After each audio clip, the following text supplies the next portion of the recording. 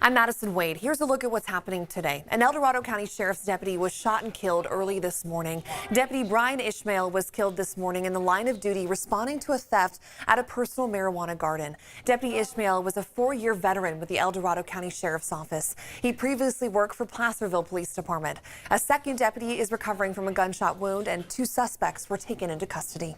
And PG&E started another round of power shutoffs earlier today. The first set of shutoffs started around 2 this afternoon over in the foothills. PG&E is planning outages to 17 counties and around 180,000 customers. That's as many as 450,000 people affected by this.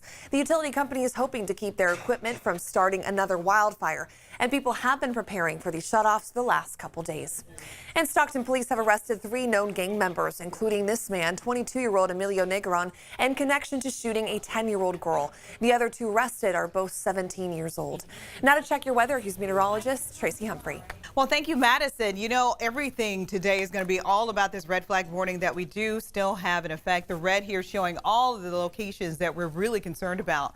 From the northern end of the Central Valley all the way to the coastal hills, through parts of the Bay Area and to the Sacramento Valley, as well as into our foothills.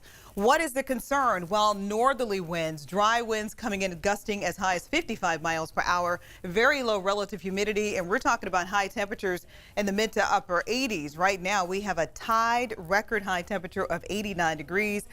Currently, for Sacramento Executive Airport, the last one was set back in 1965, so we are definitely looking at some weather that is extremely out of the norm for this time of the year. So let's talk about the winds. Winds are going to be the primary element of concern as we move into this evening as well as tonight. Take a look at 6 o'clock this evening. So in the background here, you're seeing the yellow and the orange, even a little red here. That is showing the opportunity for some winds as high as 40 to 45 miles per hour. That's going to be primarily for the foothill locations, moving into parts of the Sierra, and again, that coastal mountain range, the Mendocino National Forest right here through Santa Rosa, and even some pretty decent winds coming in through the Fairfield area.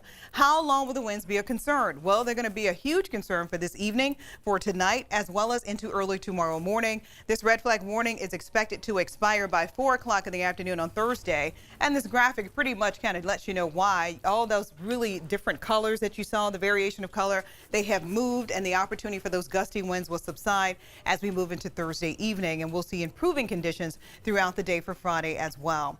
As far as how dry is it? Take a look. 15% relative humidity for Sacramento, 16% for Marysville, 15% for Auburn. Unfortunately, that only increases the concern, and you add in again record high temperatures, 89 degrees in Sacramento, 89 in Fairfield, 80 in Jackson, 85 in Stockton. We should be in the mid 70s for this time of the year. 75 is our normal daytime high this time of the year. So weather headlines over the course of the next 24 hours, fire weather is going to be a huge concern. Record highs in the forecast, low relative humidity, and winds gusting as high as 55 miles per hour for parts of our foothills, as well as for some of the coastal mountain range. But of course, everything here in that red, if you do live in any of those locations, you should have an evacuation plan in place for you as well as for your family.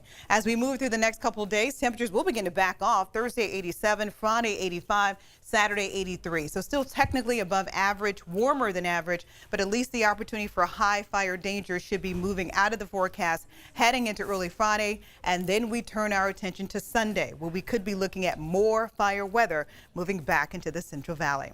That is a look at your weather forecast, and now you're all caught up with what's happening today.